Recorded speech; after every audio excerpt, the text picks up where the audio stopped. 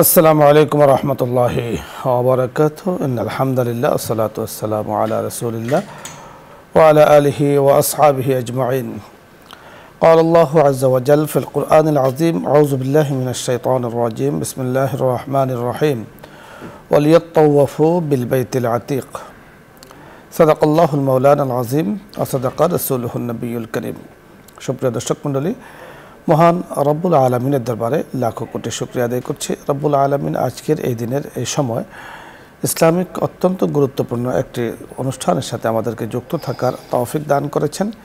শুকরিয়া আদায় করছি রব্বি কারিমের। ইয়া রব্বি লাকাল হামদ, ইয়া রব্বি লাকাশ শুকর কুল্লু।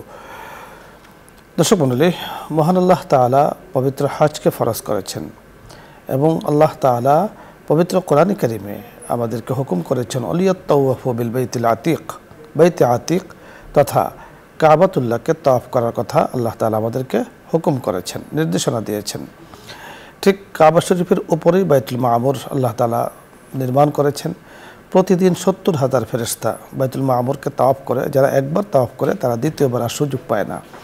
সরাসরি আল্লাহ তাআলা দুনিয়ার মাঝখানে কাবা শরীফকে স্থাপন করেছেন। এই কাবা শরীফকে তাওয়াফ করার কথা বলেছেন। হাজি সাহেবরা প্রতি বছর হজে যান, কাবা শরীফকে তাওয়াফ করেন এবং তাওয়াফ হজের গুরুত্বপূর্ণ রোকনের একটি, এবং উমরা যান বছরের যে কোনো সময় বাইতুল্লাহ শরীফকে তাওয়াফ করতে হয়। উমরার অংশ, গুরুত্বপূর্ণ অংশ তাওয়াফকে করা হয়েছে। তাই আজকে তাওয়াফের পরিচয়, নিয়ম ও পদ্ধতি নিয়ে আমরা কথা বলবো। কথা বলার জন্য যিনি আমাদের সাথে যোগ দিয়েছেন বিশিষ্ট ইসলামী চিন্তাবিদ, মিডিয়া আলোচক, সুবক্তা আলহাজ শেখ মুফতি আব্দুল কাইয়ুম সুবহানি, খতিব মসজিদে নূর জামি মসজিদ, সেগুনবাগিচা, ঢাকা। সাথে আছে আমি আমজাদ হুসাইন হেলালি। আসসালামু আলাইকুম ওয়া রাহমাতুল্লাহ। ওয়া আলাইকুম আসসালাম ওয়া রাহমাতুল্লাহ। শেখ কেমন আছেন আপনি? আলহামদুলিল্লাহ, আপনি কেমন আছেন? আলহামদুলিল্লাহ, আল্লাহ তাআলা ভালো রেখেছেন। আজকে আপনার কাছে আমরা জানবো যে হজের গুরুত্বপূর্ণ রকন কিন্তু তাওয়াফ করা, এবং আমরা দেখেছি সেখানে আপনিও দেখেছেন হাজি সাহেবগণ হজের আগে পরে তাওয়াফের কাজ খুব ভালোভাবে করেন, গুরুত্বের সাথে করেন। কেউ দৈনিক এতটুকু শুনেছি যে 10টা 15টাও তাওয়াফ করেছেন এই ধরনের, এবং প্রতিবারই 7 চক্কর কিন্তু দিতে হয়। আর বর্তমানে এত সুন্দর সিস্টেম করা হয়েছে যে মাতাফে যদি কেউ তাওয়াফ করতে পারেন ভালো, সেটা যদি সুযোগ না হয় তাহলে উপরেও কিন্তু পর্যাপ্ত ব্যবস্থা আছে তাওয়াফের। সন্ধ্যার পরে, এশার পরে সুন্দর তাওয়াফ করতে পারে। তো এই তাওয়াফের পরিচয় আমরা জানবো আপনার কাছে, এবং তাওয়াফের নিয়ম ও পদ্ধতি শুনবো আপনার কাছে। আলহামদুলিল্লাহ, আলহামদুলিল্লাহ রাব্বিল আলামিন, ওয়াসসালাতু ওয়াসসালামু আলা সাইয়্যিদিল আম্বিয়া ওয়াল মুরসালিন ওয়া খাতামান নাবিয়্যিন ওয়া আলা আলিহি ওয়া সাহবিহি আজমাইন, আম্মা বা'দ। আউযু বিল্লাহি মিনাশ শাইতানির রাজীম, বিসমিল্লাহির রহমানির রহিম। শাহরু রমাদান আল হজ্জু আশহুরুম মা'লুমাত। দুঃখিত, আল্লাহ তাআলা মুসলমান মুমিনের জন্য যে সমস্ত আমলগুলিকে ফরজ করেছেন তন্মধ্যে অন্যতম হজের আমল, এবং হজের আমলটা নির্ধারিত মাসে বা সময়ে এবং নির্ধারিত স্থানের সঙ্গে সংশ্লিষ্ট। তো এই জন্য আমরা দেখি যে রমজানের পরে শাওয়াল মাস থেকেই মূলত রমজানের মৌসুম শুরু হয়, হজের মৌসুম শুরু হয়, হজের কার্যক্রম শুরু করেন এবং হজের প্রস্তুতি শুরু হয়। তো এই শাওয়াল, জিলকাদা এবং জিলহজ, এই 3টি মাসই আমাদের জন্য হজের মাস হিসেবে আমরা এটাকে পরিগণিত হয়, এবং এই মাসগুলি অত্যন্ত বরকতময় মাস। যাই হোক, তো আজকে আমরা যে বিষয়টি নিয়ে আলোচনা করব সেটি হচ্ছে হজের অন্যতম একটি রুকন, সেটা হলো বাইতুল্লাহকে তাওয়াফ করা। তাওয়াফের সাধারণত অর্থ তো আমরা সকলেই বুঝি যে প্রদক্ষিণ করা, একটা কোনো বস্তুকে চারিদিক থেকে ঘোরা।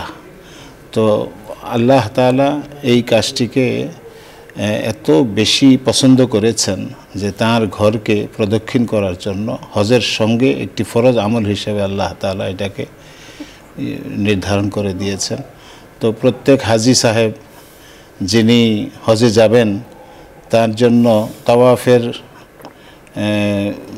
পদ্ধতি, কিভাবে তাওয়াফ করবেন এবং তাওয়াফের গুরুত্ব বোঝা, অনুধাবন করা, এটা অত্যন্ত জরুরি।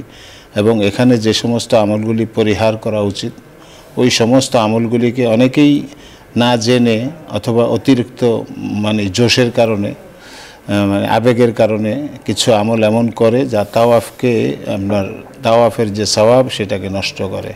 যাই হোক, সাধারণত তাওয়াফ 4 রকমের তাওয়াফ হয়। তাওয়াফে কুদুম হয় এবং তাওয়াফে জিয়ারা এবং তাওয়াফে বিদা এবং নফল তাওয়াফ যেটা। তো নফল তাওয়াফ তো একজন হাজী সাহেব যে কোনো সময়ই করতে পারেন এবং এহরামের কোনো প্রয়োজন হয় না। যে পোশাকে তিনি আছেন স্বাভাবিক পোশাকেও তিনি নফল তাওয়াফ করতে পারেন। কিন্তু তাওয়াফে কুদুম এবং তাওয়াফে জিয়ারা এই 2টি তাওয়াফ যেটা আমাদের অত্যন্ত গুরুত্বপূর্ণ, যে উমরার জন্য আপনার এই তাওয়াফটি অপরিহার্য এবং হজের জন্য তো তাওয়াফে জিয়ারা এটাকে আবশ্যিক করা হয়েছে, ফরজ করা হয়েছে। তো এই তাওয়াফ যখন একজন হাজী সাহেব করবেন তখন তাকে বাইতুল্লাহর সামনে যেতে হবে, মাতাফে যেতে হবে, অথবা মাতাফের বরাবর যে উপরে 2য় তলা 3য় তলা এখন বেশি মানুষ হওয়ার কারণে, ভিড় হওয়ার কারণে যে পদ্ধতি সিস্টেম করা হয়েছে ওই সিস্টেম মতো উনি তাওয়াফ করবেন। তো তাওয়াফ করার জন্য তাকে প্রথমেই হজরে আসওয়াদের কাছে আসতে হবে এবং হজরে আসওয়াদে এসে হজরে আসওয়াদের ঠিক বরাবর থেকে একটু বাম পাশে তাকে দাঁড়াতে হবে।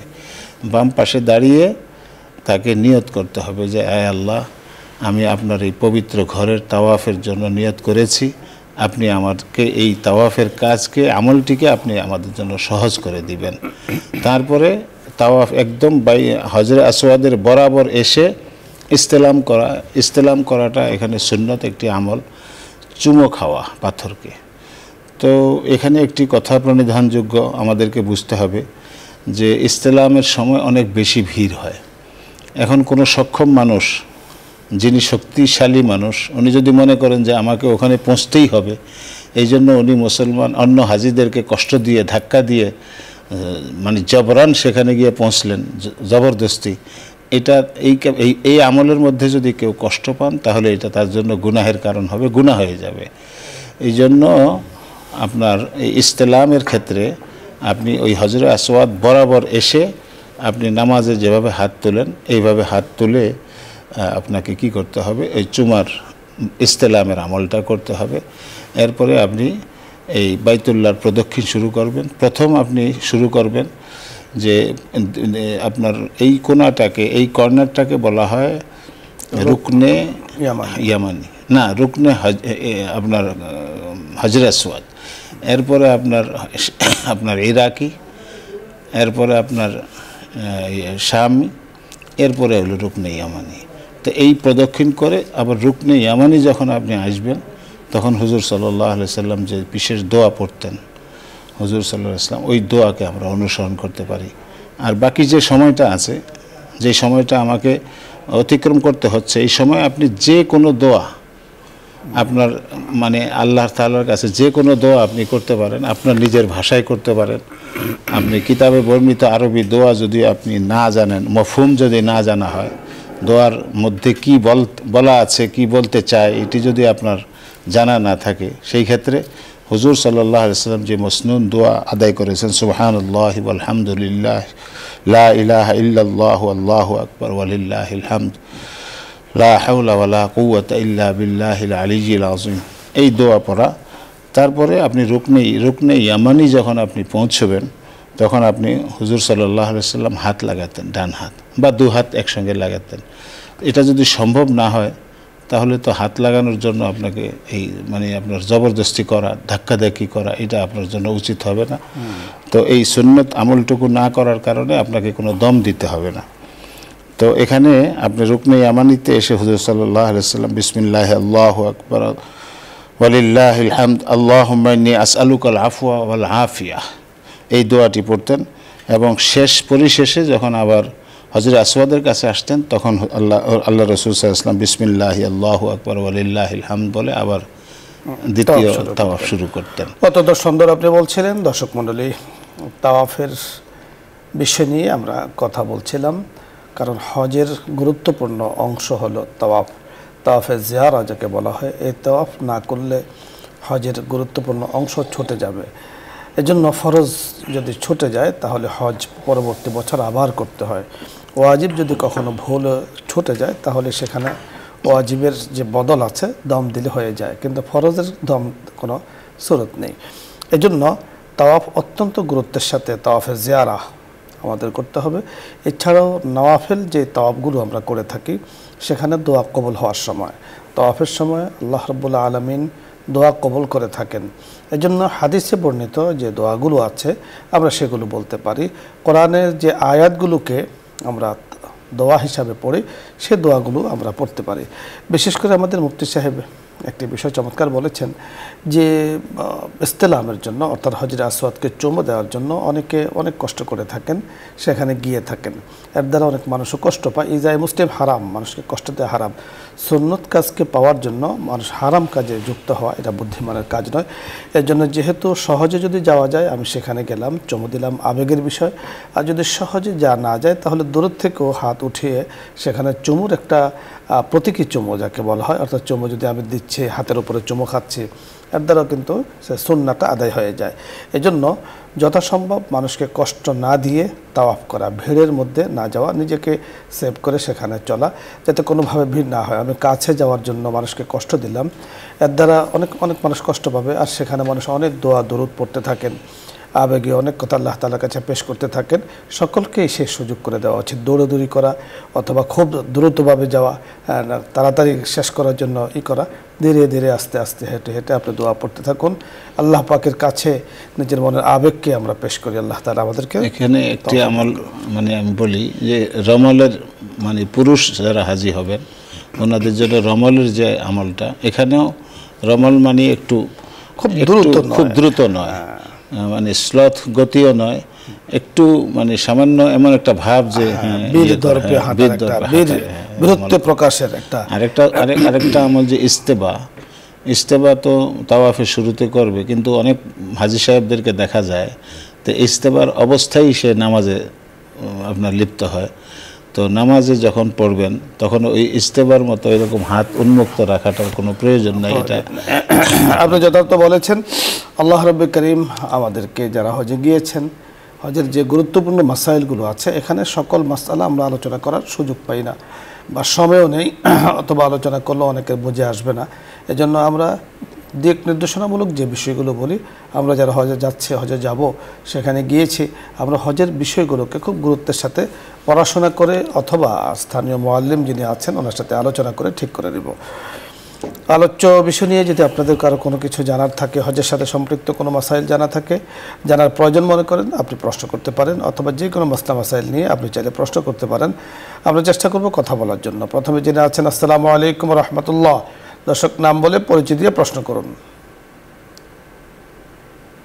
ওয়ালাইকুম আসসালাম। আসসালামু আলাইকুম হুজুর। ওয়ালাইকুম আসসালাম। আমি কুষ্টিয়া থেকে শাহিদ। জি, প্রশ্ন করুন।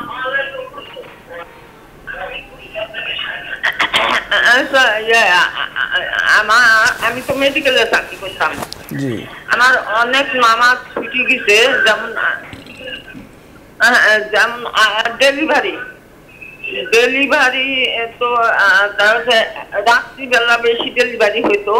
হ্যাঁ, যেদিন আমি রিলিজ নেই সেদিন 2টা ডেলিভারি করতে, এরকম ভাবে ডেলিভারি করতে ডেলিভারি করি, তো ওই অবস্থায় তার নামাজ পড়া যায় না। এই নামাজগুলো আমি কিভাবে করবো? জি, ধন্যবাদ আপনাকে। আমরা বুঝতে পেরেছি আপনি যে প্রশ্ন করেছেন, আমরা পুরোটাই বুঝতে পেরেছি। আপনি মানুষের সেবা করেছেন, কর্মজীবনে আপনি খেদমতের নিয়ত করে তো অনেক সওয়াবের বিষয়, সওয়াবের কাজ করেছেন, কিন্তু এর দ্বারা এই সওয়াবের কাজ করতে গিয়ে নামাজ, আপনি যেমনটি বলেছেন ওই সময় নামাজ পড়ার সময় পাননি, কিন্তু নামাজ কিন্তু মাফ নয়, নামাজ পড়তেই হবে। মুফতি সাহেবের কাছে বিস্তারিত শুনব। জি, জীবন বিপন্ন হওয়ার অবস্থায়ও যদি নামাজের সময় হয়, মানুষ বলে যে সমুদ্রের মধ্যে ভাসমান এক টুকরো কাঠ অবলম্বন করেও যখন মানুষ বাঁচার চেষ্টা করে, তখনও যদি নামাজের ওয়াক্ত হয়ে যায় নামাজ পড়তে হয়। বরং আপনার নামাজ আপনার কাজা আদায় করতে হবে আর কি, যে কোনো অবস্থায়। যদি এমন হয় যে কোনো অবস্থাতেই আপনি তখন নামাজ আদায় করতে পারেন নাই, তখন আপনি পরবর্তীতে সেই নামাজ হ্যাঁ, আপনি যথার্থ বলেছেন। এখন যেমন আপনি বুঝতে পারছেন, তখন যদি এই বিষয়টার গুরুত্ব আপনি বুঝতেন, তাহলে নিঃসন্দেহে আপনি কোনো না কোনোভাবে নামাজের একটা ব্যবস্থা করে নিতেন, হয়তো আগে অথবা পরে। আপনি যেমনটি বলেছেন যে ডেলিভারি সাধারণত রাত্রে হয়, আর রাত্রে এসার পরে তো আর কোনো নামাজ নেই ফজরের আগে, তখন আপনি একটা ব্যবস্থা করে নিতেন অথবা আগে পরে পড়ে নিতেন, কিন্তু আদায় করা হয়নি। হতে পারে তখন আপনার কাছে এত গুরুত্ব ছিল না অথবা গুরুত্ব বুঝে আসেনি, এখন যেমন বুঝে আসছে। এজন্য আপনি কত বছর চাকরি করেছেন, কত ওয়াক্ত নামাজ ছুটেছে, একটা হিসাব আপনি করে নেবেন। এই হিসাব করতে গিয়ে যদি কিছু বেড়ে যায় অথবা কিছু কমে যায়, রব্বি কারীম মাফ করে দেবেন। আল্লাহ তাআলা মানুষের সাধ্যের বাইরে কোনো বোঝা মানুষের উপর চাপিয়ে দেন না। আপনি এখন আস্তে আস্তে ঘরে বসে বসে আদায় করতে থাকুন। হিসাব করে আপনি ধরুন 100 ওয়াক্ত নামাজ ছুটেছে, তো সেই হিসাবে আপনি প্রতিদিন কিছু কিছু আদায় করতে থাকুন। দেখা যাবে যে এক সময় শেষ হয়ে যাবে। কারণ মানুষ যখন রিটায়ার্ডে থাকে অথবা বয়সে উপনীত হয়, ঘরে থাকে, তখন নামাজটা তার কাছে বেশ ভালো লাগে। তা আপনি হিসাব করে নামাজগুলোকে পড়ুন, সময় যখন পাবেন নফল নামাজ পড়ুন, সময় যখন পাবেন কাজা নামাজগুলোকে আপনি আদায় করুন। দেখা যাবে যে খুব একটা সময় আপনাকে নেবে না, আল্লাহ রাব্বুল কারীম আপনার জন্য সেই সুযোগ করে দিবেন। আপনি ইচ্ছা করুন, চেষ্টা করুন, শুরু করে দিন। পরবর্তী দর্শকের কথা আমরা শুনবো। জি, আসসালামু আলাইকুম ওয়া রাহমাতুল্লাহ। ওয়ালাইকুম আসসালাম। আসসালামু আলাইকুম। ওয়ালাইকুম আসসালাম ওয়া রাহমাতুল্লাহ। আমি 2-3টা প্রশ্ন করব ধীর ভাবে। আমি বলতে চাই যে নামাজের শেষে যে দোয়া দরুদ পড়ি, দোয়া মাত্র দরুদ তাতেহিতু, হ্যালো, জি বলুন। দোয়া দরুদ শরীফ পড়ার সময় আল্লাহুম্মা সাল্লি আলা মুহাম্মাদ ওয়া আলা আলি মুহাম্মাদ কামা সাল্লাইতা আলা ইব্রাহিম ওয়া আলা আলি ইব্রাহিম ইন্নাকা হামিদুম মাজিদ। আমরা বুঝতে পেরেছি। এইটা দুইবার, অনেক সময় দুইবার বলি ফেলি, মানে শুদ্ধ হলো কি না হলো দুইবার বলি। এটা কি শুদ্ধ হবে না সেটা দিতে হবে? দ্বিতীয় প্রশ্ন বলুন। আর একটা হলো নামাজ শেষে আমরা যে নামাজ শেষ করি, দোয়া দরুদ পড়ি, তাসবিহ করি, তখন যদি নামাজ উযু ছুটি যায়, তো ওই ওতে কি তাসবিহটা করতে হবে?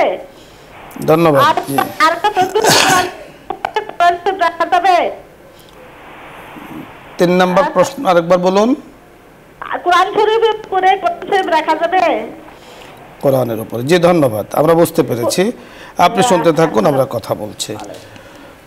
প্রথম যে প্রশ্নটি করেছেন আপনি বুঝতে পেরেছেন যে দরুদ শরীফ পড়েন, কোনো কারণে যদি তাকরার হয়ে যায় দরুদ শরীফ, সেক্ষেত্রে কোনো সমস্যা আছে কিনা? না, আপনার নামাজ হয়ে যাবে। চেষ্টা করব যেহেতু নামাজের মধ্যে দরুদ শরীফ একবার আপনি একবারই পড়বেন। আপনি দ্বিতীয়বার পড়লে যে শুদ্ধ হয়ে যাবে তা না, আপনার সন্দেহ কাজ করে এখানে। এই সন্দেহ মুক্ত থাকতে হবে। তবে আপনার জন্য যে পরামর্শ আমরা দেব, যে যদি আপনার অশুদ্ধ হয়ে থাকে, তাহলে আপনি যারা শুদ্ধ পারে, আমাদের অনেক মা বোন আছেন এখন কোরআনের হাফেজ, মাদ্রাসায় পড়ুয়া, ওনাদের কাছে আপনি আলোচনা করে এবং বিষয়টি শুনিয়ে ঠিক করে নেবেন। কোনো কারণে যদি দুবার হয়ে যায় সন্দেহের কারণে, তার কোনো সমস্যা নেই। নামাজের পরে তাসবিহ তাহলিল পড়েন, সেক্ষেত্রে যদি অজু চলে যায় কোনো সমস্যা নেই, অজু ছাড়াও তাসবিহ তাহলিল পড়া যাবে। কোরআনকে দেখে পড়ার জন্য, স্পর্শ করে পড়ার জন্য অজু প্রয়োজন, এছাড়া আর অজু, নামাজ পড়ার জন্য অজু প্রয়োজন। আর একটি প্রশ্ন করেছেন কোরআনের উপরে তাসবিহ বা ইত্যাদি কিছু রাখা যাবে কিনা। যেমনটি বলেছেন, গ্রামে আমাদের বাবা যে কোনো কিছুই কোরআনে কারিমের উপর রাখা কোরআনের আদবের খেলাফ, এটা আমরা না রাখার চেষ্টা করি। বাকি কোরআনের উপরে আসলে কিছু রাখা নয়, কোরআনই সবার সকালে উপরে, সকল কিছুর উপরে কোরআনকে রাখবো, এরপর অন্য কিছু রাখবো না।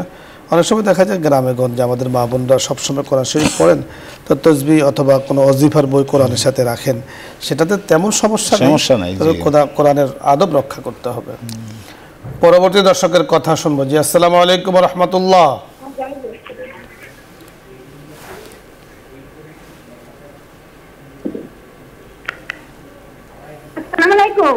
ওয়ালাইকুম আসসালাম। হুজুর, আমি যশোর থেকে বলছি। হুজুর, আমার 3টা প্রশ্ন। হুজুর, জি বলুন। হুজুর, আমার প্রথম প্রশ্ন, আপনাদের এই অনুষ্ঠান দেখে মনে হয় আর যখন না বুঝেছি তখন অনেক গুনাহ করেছি, সেইগুলো মনে হয় এখন গুনাহ মনে হচ্ছে। হুজুর, এখন আপনাদের এই অনুষ্ঠানটা দেখে, আপনাদের কথা শুনে আমার মনে হয় এইগুলো গুনাহ। হুজুর, এখন কি আমল করলে এই গুনাহগুলো মাফ হবে সেটা একটু বলে দেবেন হুজুর। জি। আর একটা প্রশ্ন হুজুর, আমি এক বাসাতে কাজ করি, বললে সে বাসার মানুষ আমার কোরআন শরীফ হাদিয়া করেছে। এখন আমি নাকি পড়লে সেই সওয়াবটা পাবো। আমি তো সবসময় পড়ি হুজুর। জি। আমার তৃতীয় প্রশ্ন হুজুর, আমার স্বামী না 3-4টে বিয়ে করেছে, কিন্তু কেউ নেই হুজুর। এখন আমি আছি, অনেক বয়স হয়েছে তার, কিন্তু আমার কি কোনো গুনাহ হবে তাদের জন্য হুজুর? এই তিনটি প্রশ্ন আমরা বুঝতে পেরেছি। আপনাকে ধন্যবাদ সুন্দর সুন্দর প্রশ্ন করার জন্য। প্রথম যে প্রশ্নটি করেছেন যে আমাদের এই অনুষ্ঠান দেখে জীবনের হিসেব নিকেশ অনেকে করছেন, জীবনে অনেক গুনাহ হয়েছে যেগুলো হয়তো বা এক সময় আলোচনায় ছিল না, আলোচনা এসেছে, নিজের অনুভূতি কাজ করছে। তো এখন ওনার কি করা উচিত? বসুন্ধরা কর্তৃপক্ষের এই আয়োজন ইসলাম ও আমরা যে অনুষ্ঠানটা একটা সম্পূর্ণ দিনই এক ইসলামিক অনুষ্ঠান। এই অনুষ্ঠানের মাধ্যমে সারা দেশে ইসলামের সহি যে কথাগুলো, শুদ্ধ কথাগুলি, বিষয়গুলি প্রচারিত হয়।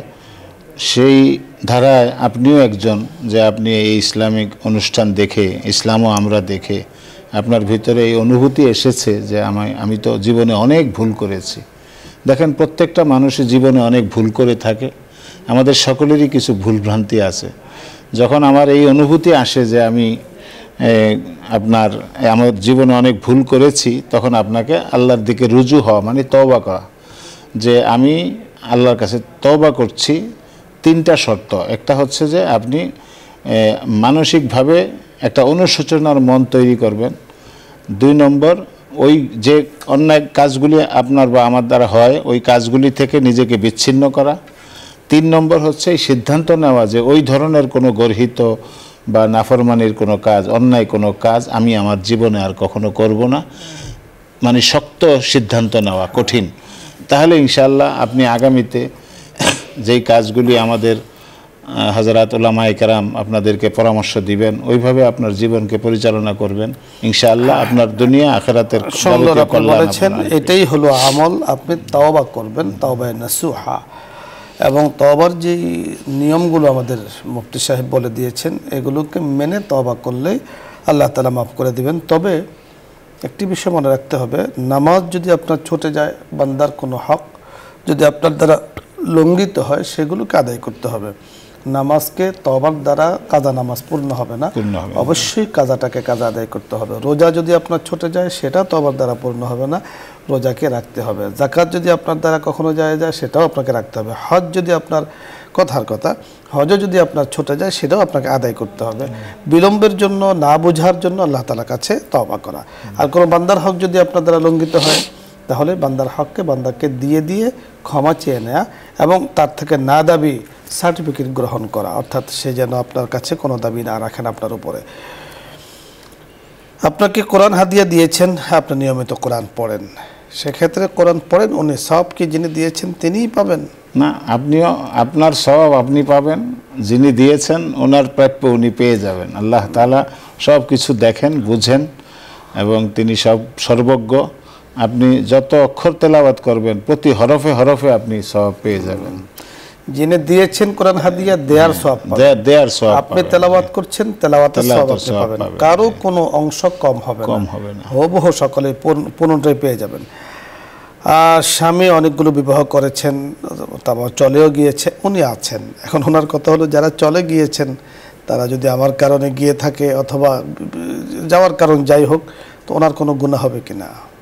দেখেন, এখানে আপনি যদি মনে করেন যে আপনার দ্বারা কারো হক নষ্ট হয়েছে, এটা আপনিই বলতে পারবেন, বা আপনি কাউকে কষ্ট দিয়েছেন অথবা কারো অধিকার আপনি নষ্ট করেছেন, সেই ক্ষেত্রে আপনি তার সঙ্গে একটা, ওই আগেই তো আমাদের হযরত বলেছেন পরিচালক মহোদয়, যে কারো হক যদি কেউ নষ্ট করে থাকে তাহলে ওই সংশ্লিষ্ট ব্যক্তির কাছ থেকেই তাকে কি করতে হবে, সাফ সুতরা হতে হবে। হ্যাঁ হ্যাঁ, সুন্দর আপনি বলেছেন।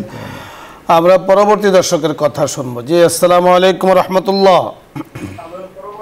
ওয়ালাইকুম আসসালাম। আসসালামু আলাইকুম। ওয়ালাইকুম আসসালাম রাহমাতুল্লাহ। আমার প্রশ্ন হলো যে আমি সকালে তো প্রতিদিনই কোরআন পড়ি, তো অল্প পড়লাম, তারপর আবার যখন মনে হলো ইয়াসিন না পড়ে আমি ওই যে সূরা রহমানটা পড়লাম। হ্যাঁ, আবার আমি পরে আবার যখন ভালো লাগে আবার ইয়াসিনটা পড়লাম। হ্যাঁ, তো সন্ধ্যার পর আমি মাগরিবের পরেই আমি ওই যে মুলটা পড়ে ফেলতাম। হ্যাঁ, তারপরে ঈশা নামাজের পর আমি তো ওই যে সূরা বাকারাটা আবার পুরো অর্থ সহ বুঝতেছি, তো অল্প অল্প করে পড়তেছি। তো ওইটা আবার বাকারাটাও মাঝে মাঝে আবার যখন খুলি প্রতিদিনই পড়ি। এখন সে কি মানে মাঝখান থেকে পড়তেছি, আগে সূরা রহমান পরে আবার সূরা ইয়াসিন, এতে কি কোনো অসুবিধা হবে? কোনো অসুবিধা নেই, আপনি পড়তে থাকুন, কোনো সমস্যা নেই। পরিমাণ যত বাড়ানো যায় ততই ফজিলত, ততই সুন্দর। কোনো সমস্যা তো শেখ না, কোনো সমস্যা নেই। আরো বেশি আপনি যখন যে আপনি তেলাওয়াত হওয়া শর্ত আর কি, যখনই আপনার মন চাইবে যেখান থেকে ইচ্ছা তেলাওয়াত করতে পারবেন। তবে আমাদের বিভিন্ন কিতাবে উদ্ধৃতি এসছে, আমাদের বড়রা বলেছেন যে ফজরের পরে সূরা ইয়াসিন পড়া, মাগরিবের পরে সূরা ওয়াকিয়া তেলাওয়াত করা, আবার রাতে ঘুমাবার আগে বা ইশার নামাজের পরে সূরা মুলক তেলাওয়াত করা অত্যন্ত ফজিলতের। এছাড়াও আপনি অন্য কোরআনে কারিমের যে কোনো অংশ তেলাওয়াত করতে পারেন, কোনো সমস্যা নেই, সওয়াব পেয়ে যাবেন। পরবর্তী দর্শকের কথা আমরা শুনবো। জি, আসসালামু আলাইকুম রাহমাতুল্লাহ। আসসালামু আলাইকুম।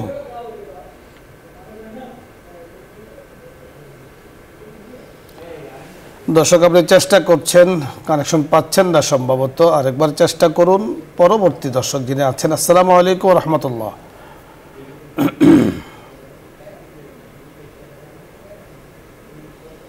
এরপরে দর্শক যিনি আছেন, আসসালামু আলাইকুম রহমতুল্লাহ। দর্শক শুনতে পাচ্ছেন? প্রশ্ন করুন।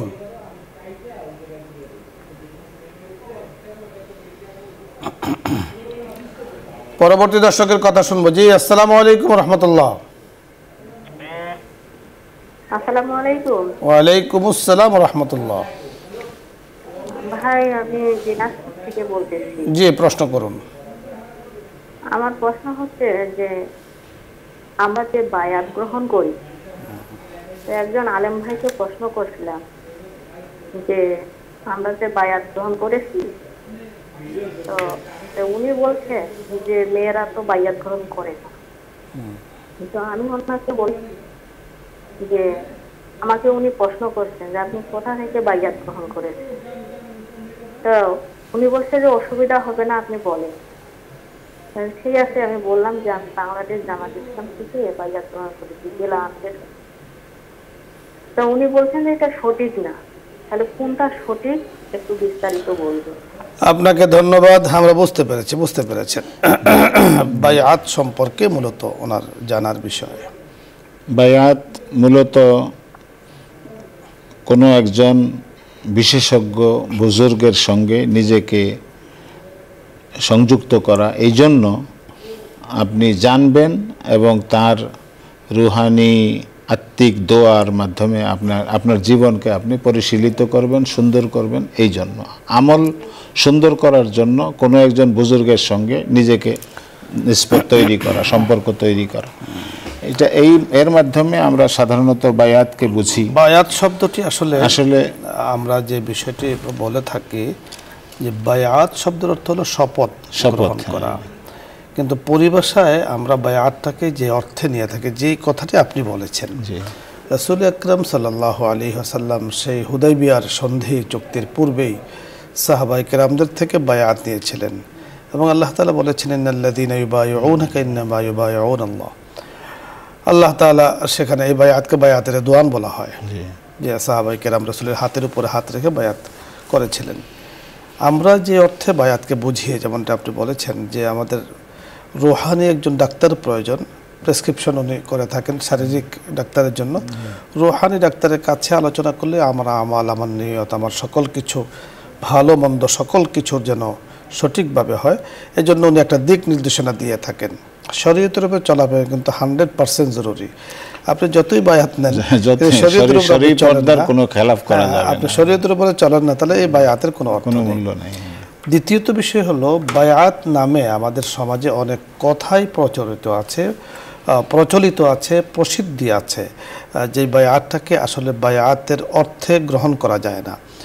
কিছু কিছু পদ্ধতি ভ্রান্ত পদ্ধতি আছে, কিছু কিছু পদ্ধতি মানে সঠিক নয়, এই ধরনের পদ্ধতি আছে। বায়াত শব্দটির মানে উৎপত্তি, বায়াত শব্দটির ব্যবহার এটা সহি শুদ্ধভাবে হতে হবে, এক কথায় সঠিক পদ্ধতিতে হবে। বায়াতের কথা কোরআন দ্বারা প্রমাণিত, বায়াতের কথা সাহাবায়ে কেরাম যে বলেছেন বায়ানা, আমরা আল্লাহ রাসূলের হাতে বায়াত গ্রহণ করেছি, কিন্তু পদ্ধতিটা সঠিকভাবে হতে হবে। বায়াতকে যত্রতত্র ব্যবহার করা এটা উচিত হবে না, কারণ অত্যন্ত সম্মানিত এক শব্দ। এজন্য যেখানে সেখানে আমি বায়াত গ্রহণ করলাম, যেখানে সেখানে শব্দকে আমি ব্যবহার করলাম। অনেক জায়গায় হযরত এইভাবেও আছে যে বায়াত করার কারণে যার হাতে উনি বায়াত হয়েছেন তো তার সঙ্গে তার পর্দা শিথিল হয়ে যায়, তার সঙ্গে কোনো পর্দার বিষয় ধারণা এই ধরনের যে বায়াত মানে তার সাথে সে হালাল দেখা সাক্ষাৎ করতে পারবে, তার খিদমত নিতে পারবে, এই ধরনের এগুলো কোনোভাবেই অনুমোদিত নয়। ইসলাম এটাকে কোনোভাবেই সমর্থন করে না এবং এটা হারাম। বাকি ইসলাহ নিজের আত্মশুদ্ধির জন্য পর্দা 100% পর্দা মেনে যদি কোনো বুজুর্গের সঙ্গে পরামর্শ নেওয়া যায় বা তসবিহ বা আপনার নেওয়া যায়, আমল গ্রহণ করা যায়, সেই ক্ষেত্রে কোনো খারাপই নাই। ধন্যবাদ। আমরা পরবর্তী দর্শকের কথা শুনবো। জি, আসসালামু আলাইকুম ওয়া রাহমাতুল্লাহ।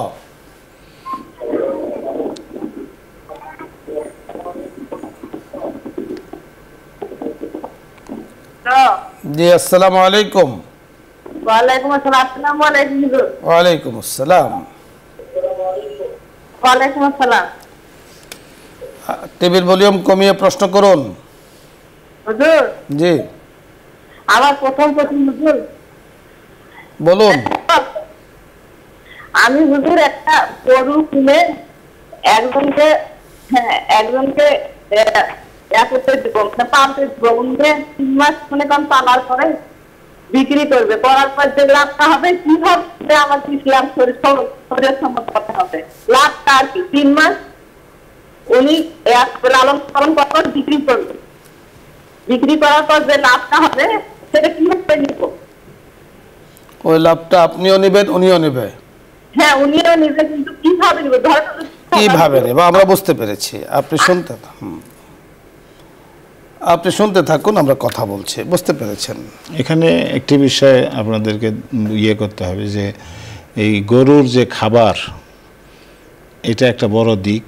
গরুর খাবার কে দিচ্ছেন? যার গরু তিনি দিচ্ছেন না, যিনি লালন পালন করতেছেন তিনি দিতেছেন। তারপরে আরও যে আখরাজাত মানে যে সমস্ত খরচ ব্যয় হয়, ওই ব্যয়টাকে দিবেন।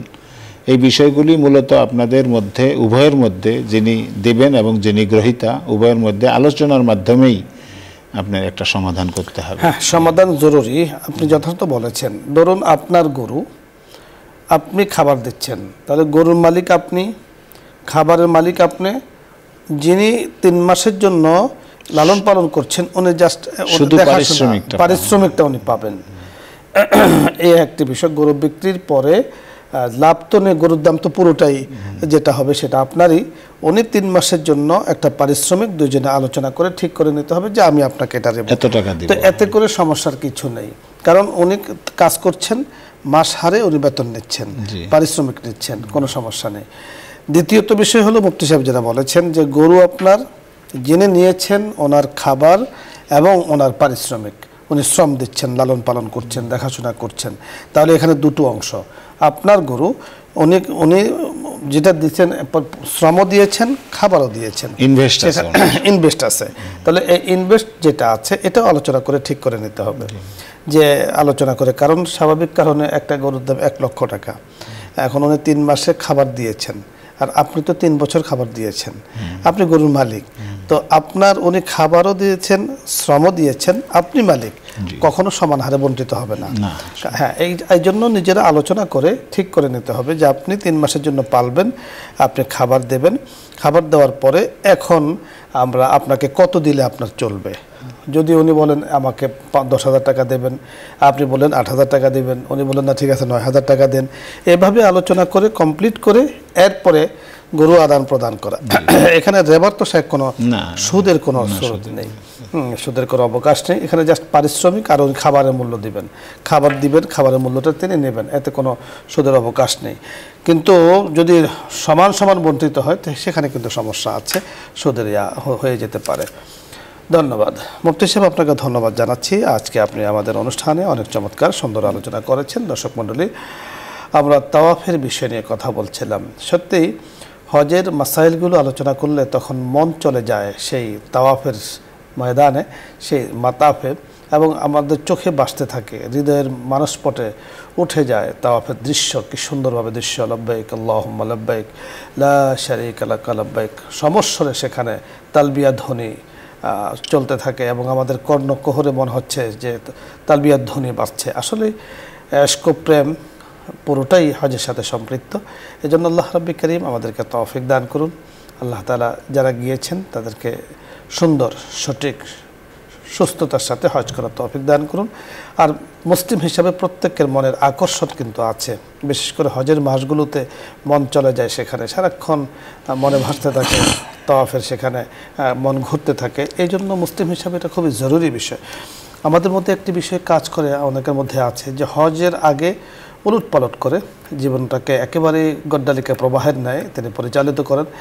ওনার একটা চিন্তা হলো হজ করব, সুন্দর হয়ে যাব, হজ করব, পরিশুদ্ধ হয়ে যাব, পরিশুদ্ধ জীবন ধারণ করব। এটা একেবারেই ভ্রান্ত একটি চিন্তা, একেবারে ভুল একটি সিদ্ধান্ত।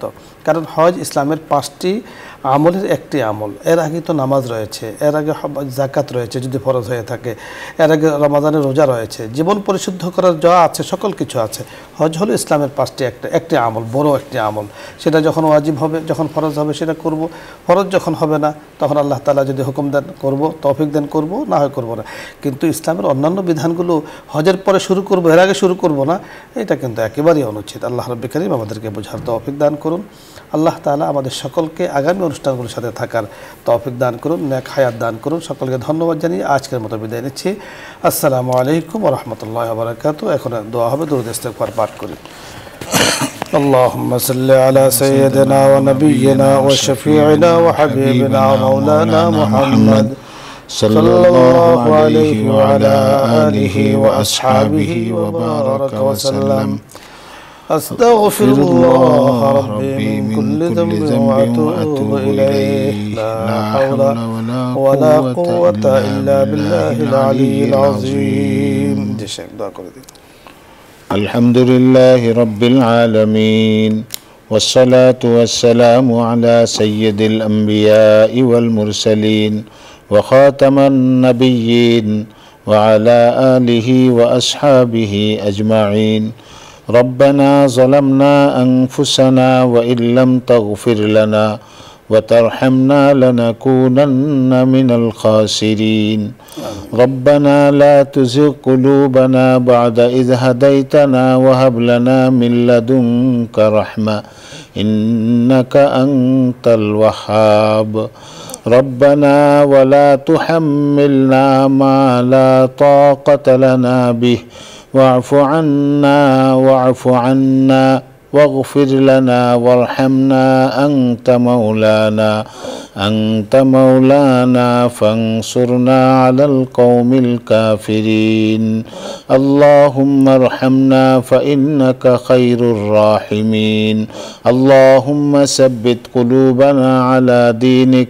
اللهم نور قلوبنا بالقرآن. اللهم لا تدع لنا ذنبا إلا غفرته ولا هما إلا فرجته ولا دينا إلا قضيته ولا مريضا إلا شفيته ولا حاجة من حوائج الدنيا والآخرة هي لك رضا إلا قضيتها يا أرحم الراحمين. يا ذا الجلال والإكرام يا أكرم الأكرمين يا حي يا قيوم برحمتك نستغيث. أي الله, ইসলাম ও আমরা অনুষ্ঠানে আজকে আমাদের সঙ্গে যারা হাত তুলেছেন, যে যেখানে আছেন দূরে ও কাছের, আল্লাহ সকলের এই হাতগুলিকে আপনি কবুল ও মঞ্জুর করে নেন। আল্লাহ এই দ্বীনি অনুষ্ঠানটিকে আপনি কিয়ামত পর্যন্ত দায়েম কায়েম রাখেন এবং আল্লাহ সারা বিশ্বের সারা দেশের মুসলমানদের হেদায়েতের জরিয়া আপনি এই অনুষ্ঠানকে বানায় দেন। আল্লাহ আমাদের যা কিছু ত্রুটি বিচ্যুতি আপনি ক্ষমা করে দেন। আল্লাহ আমাদের যা কিছু নেকি এর ফয়েজ ও বারাকাত সমস্ত মাইয়িত যারা কবরে শুয়ে আছেন প্রত্যেকের কবরে এর হাদিয়া পৌঁছে দেন। আল্লাহ আমাদের আব্বা আম্মার কবরগুলিকে আপনি জান্নাতের বাগিচা বানায় দেন। আল্লাহ বিশেষ করে বসুন্ধরা গ্রুপের চেয়ারম্যান, বসুন্ধরা গ্রুপের এমডি, ডিএমডি সহ যত কর্মকর্তা কর্মচারী রয়েছেন, ওনার পরিবারের যত সদস্যরা রয়েছেন, আল্লাহ সকলের ফয়েজ সকলের জন্য এই অনুষ্ঠানের সওয়াবকে আপনি নাজাতের ওসিলা বানিয়ে দেন। আয় আল্লাহ তাদের মধ্যে যারা দুনিয়া থেকে চলে গেছেন, আল্লাহ তাদের কবরে এর ফয়েজ ও বারাকাত পৌঁছে দেন। আল্লাহ এই অনুষ্ঠানের মাধ্যমে আল্লাহ দ্বীনের সহি কথাগুলি, সুন্দর কথাগুলি মানুষের কাছে পৌঁছে দেন। আল্লাহ হজের মাস চলছে, আল্লাহ সারা বিশ্বের মুসলমানদের মতো বাংলাদেশ থেকেও অনেক হাজী সাহেবানরা মক্কার আঙ্গিনায় চলে যাবেন, বাইতুল্লাহর আঙ্গিনায় যাবেন। আল্লাহ সেখানে গিয়ে হাজিরি দিবেন, লাব্বাইক আল্লাহুম্মা লাব্বাইক বলে তারা আপনার সামনে হাজিরি দিবেন। আল্লাহ তাদের এই হজের সমস্ত আরাকানগুলিকে সহজ এবং আসান করে দিয়েন। আল্লাহ তাদের হজকে, আল্লাহ এই বছর যারা হজে যাবেন সকলের হজকে হজ্জে মাবরুর হিসাবে আপনি কবুল করেন। আল্লাহ যারা বাংলাদেশ থেকে যত হাজী সাহেবানরা যাবেন, আল্লাহ আমাদের দেশ থেকে অনেক বৃদ্ধ হাজী সাহেবানরা যাবেন, আল্লাহ সকলকে সুস্থতার সঙ্গে আল্লাহ নেক হায়াত আপনি দান করেন। আল্লাহ সকলের হজকে আপনি কবুল ও মঞ্জুর করেন। আল্লাহ বাংলাদেশের উপর আপনি রহমত নাজিল করেন। আল্লাহ আমাদের যেমন সচেতন মুসলমান হওয়া দরকার, এরকম সচেতন নাগরিক হওয়াও দরকার। আল্লাহ একটা দেশের জন্য সচেতন নাগরিক হওয়া, আল্লাহ এটা অত্যন্ত জরুরি। এই জন্য আমাদের সকলের মধ্যে আল্লাহ সচেতনতা দান করেন। ওয়াসাল্লাল্লাহু তাআলা আলা খাইরি খালকিহি মুহাম্মাদিন ওয়া আলা আলিহি ওয়া সাহবিহি আজমাইন বিরহমাতিকা ইয়া আরহামার রাহিমিন।